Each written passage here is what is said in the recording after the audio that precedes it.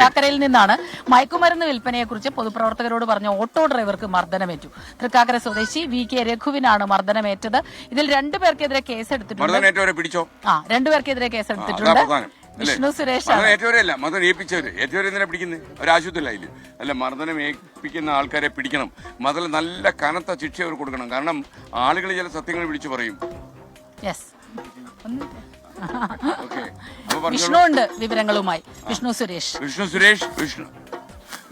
വിഷ്ണു വേഗം പറയൂ.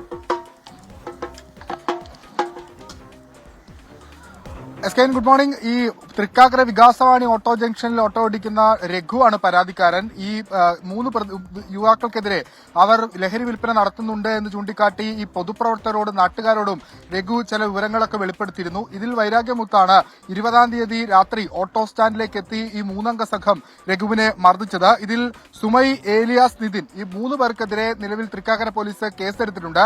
ഈ മർദ്ദനത്തിൽ പരിക്കേറ്റ രഘു ആശുപത്രിയിൽ ചികിത്സ തേടി. പിന്നീട് ഇന്റിമേഷന്റെ അടിസ്ഥാനത്തിലാണ് പോലീസ് കേസെടുത്തിരിക്കുന്നത്. ഇയാളെ പൊത്തി അടിക്കുകയും അതോടൊപ്പം തന്നെ ദേഹോൽപരിക്കുകയും കൊലപ്പെടുത്തുമെന്ന് ഭീഷണിപ്പെടുത്തുകയും ചെയ്തു എന്നുള്ളതാണ് FIR. ഈ പ്രതികളെ പിടികൂടാനുള്ള നടപടിയിലേക്ക് അന്വേഷണ സംഘം അല്ലെങ്കിൽ തൃക്കാക്കര പോലീസ് കടന്നിട്ടുണ്ട്.